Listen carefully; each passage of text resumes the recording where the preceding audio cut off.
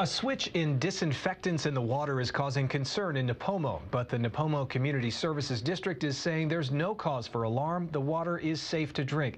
Natalie Tavidian is live with the story. Natalie? Scott, that switch is from chlorine to chloramine. It's actually a method that's been used for more than 90 years. The Nipomo Community Services District tells us that because of the switch, though, they're receiving a lot of worried phone calls from people, and they say they want people to know that the method is safe. If you live or work in Nipomo, as of September 1st, there is a new method of treating your water. I think it's still the same. We always want to have good, healthy water. Pamela Hoyam of Pam's Place. I can actually flush it out with water. She says she hasn't noticed a difference at home or at her business. Don't taste any funny stuff. You don't. The Nipomo Community Services District wants to give people a heads up. They say you may notice some change during the transition from a chlorine method of treatment to chloramine.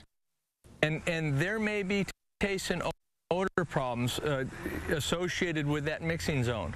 It should only last a few days. We want to stress to our customers that the supply is safe throughout the transition period. This switch has caught the attention of celebrity environmental activist Erin Brockovich. On her Facebook page, the activist and consumer advocate writes in part, quote, "Water consumers in Nipomo, California, you are being lied to. September 1st, 2015, you will start drinking dangerous toxic ammonia and fluoride." She goes on to say people will be exposed to toxins 10,000 times more toxic than the byproducts of chlorine alone. We have a small staff here.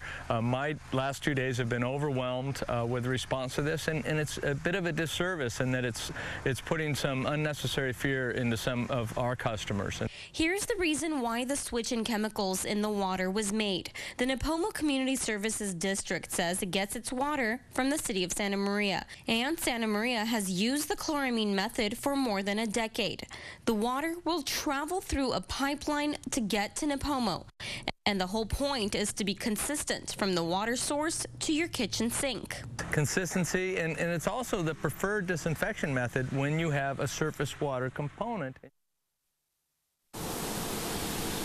The district also adds that they're constantly doing lab tests on this water. They have about 100 of these stations around town for sampling the water, and they say that they spend about $40,000 on just the lab tests for that water. So again, they're really stressing that they want people to feel safe about this switch. Live in Nipomo, Natalie Tavidian, KCOY 12 Central Coast News. Okay, Natalie, thank you.